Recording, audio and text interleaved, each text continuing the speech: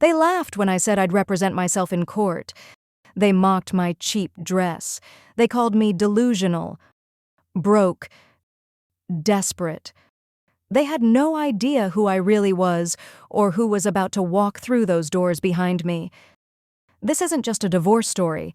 This is the story of how one woman's quiet pain turned into the most devastating revenge New York had ever seen. Stay with me, because by the end, the man who tried to erase me lost everything he thought he owned. Hi, I'm Evelyn Blackwood, 34, and what happened in that courtroom still feels like a movie I lived through. They laughed when I said I'd represent myself. They mocked my thrift store dress. They called me delusional, broke, and desperate. But they had no idea who I really was, or who was about to walk through those doors behind me. Stay with me, because this isn't just a divorce story. This is the story of how one woman's quiet pain turned into the most devastating revenge the New York elite had ever seen. And by the end, the man who tried to erase me lost everything he thought he owned, including the empire he built on my back. Let me take you back to how it all started. 5 years ago, I was just Evelyn Vance, a barista at a little coffee shop in Brooklyn, a part-time bookstore clerk, a woman who loved quiet evenings with books and the dream of something more. That's when I met Julian Thorne. He walked into the coffee shop one rainy afternoon, soaked from the storm, his expensive coat dripping on the floor.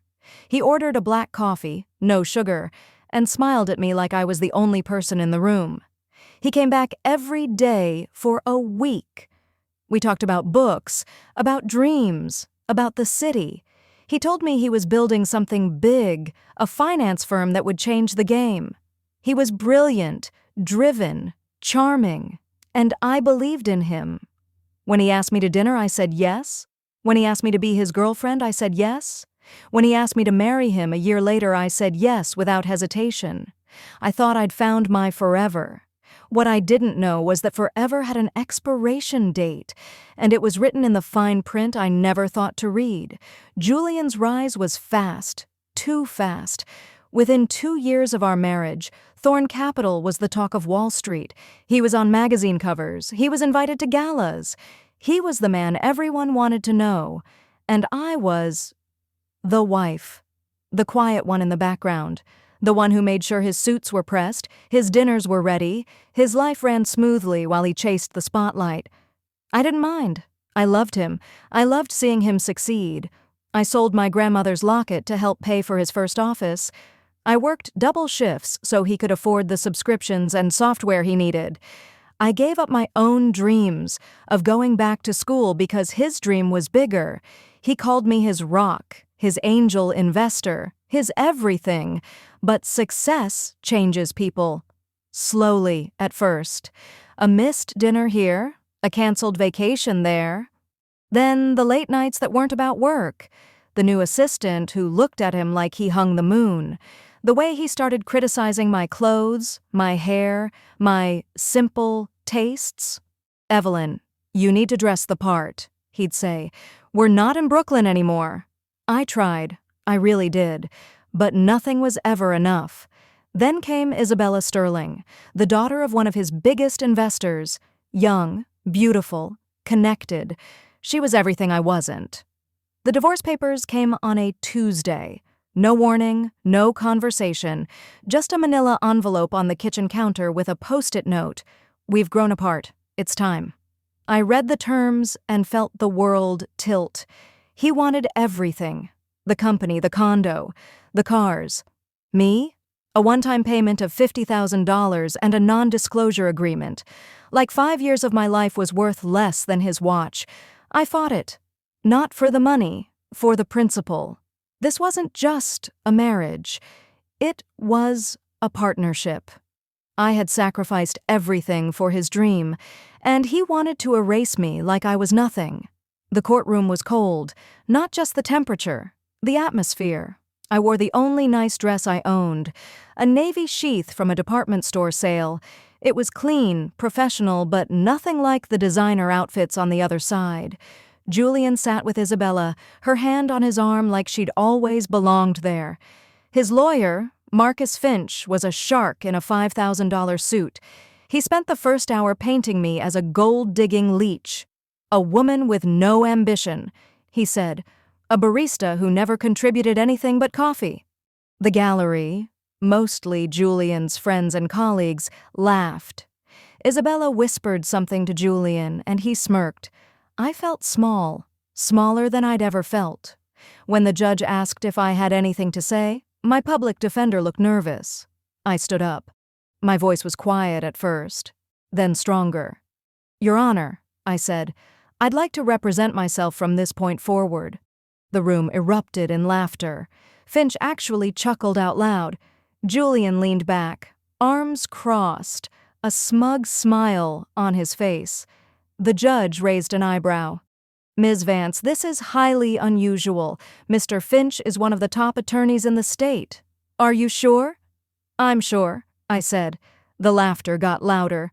Isabella covered her mouth, her eyes sparkling with amusement. They thought this was the end. They thought I was walking into a slaughter. They had no idea I was the one holding the knife. Finch started with the financials. He projected charts showing Julian's net worth, the growth of Thorn Capital, the luxury condo, the cars, the art collection, all built by my client, he said. Ms. Vance's contribution? 0. She was a housewife who shopped at Target and worked part-time jobs that barely covered her coffee habit. More laughter. I waited. When it was my turn, I stood up slowly. Your Honor, I said, I'd like to submit new evidence regarding the true ownership of certain assets. Finch rolled his eyes. Objection. This is a stunt. She has no evidence. I have plenty, I said. I walked to the projector and placed the first document. It was a painting, a Basquiat original that hung in our living room. Julian had always called it that ugly scribble.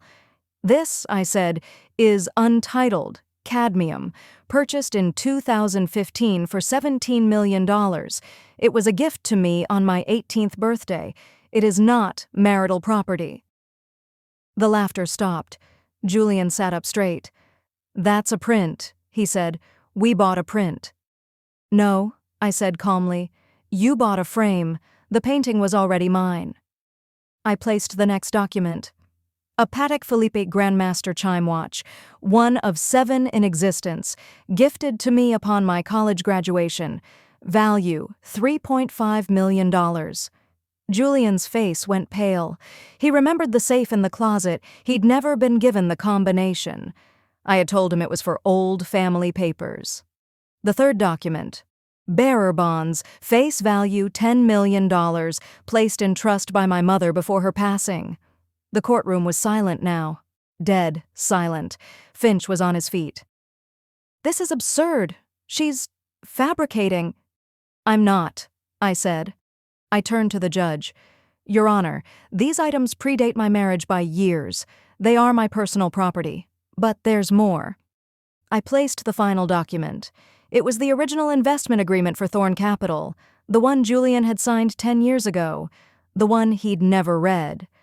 You see, I said, my voice steady now, Thorn Capital wasn't built from nothing. It was built with $20 million from Hayes, Pendleton Strategic Ventures, a company I founded at 25, a company I am the sole director of. Julian stood up. That's a lie. That money was a gift from your trust fund. No, I said. It was an investment. With a morality clause.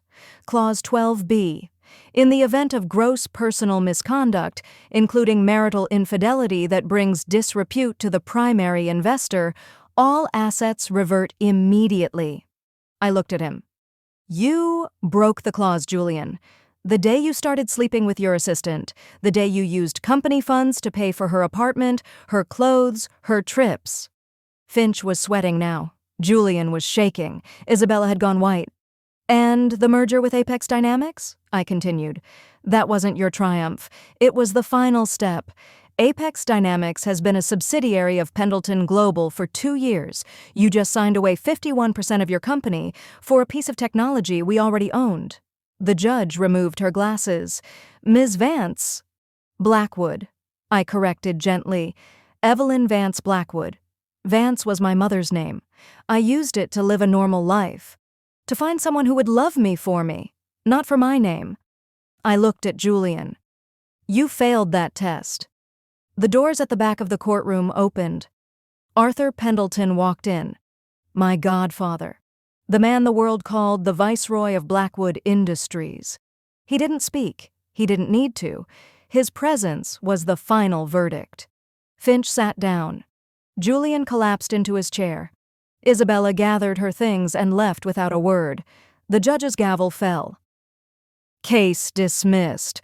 All assets identified as premarital property are awarded to Ms. Blackwood.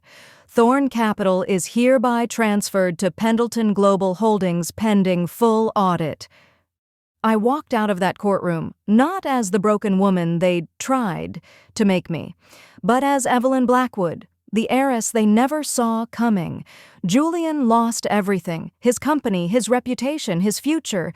He tried to apologize, he tried to beg, but some mistakes don't get forgiveness. They get consequences, and mine was a lifetime of peace. Without him, if you've ever been underestimated, mocked, or made to feel small, this story is for you. Never let anyone define your worth, because sometimes the quiet ones are the ones holding all the power.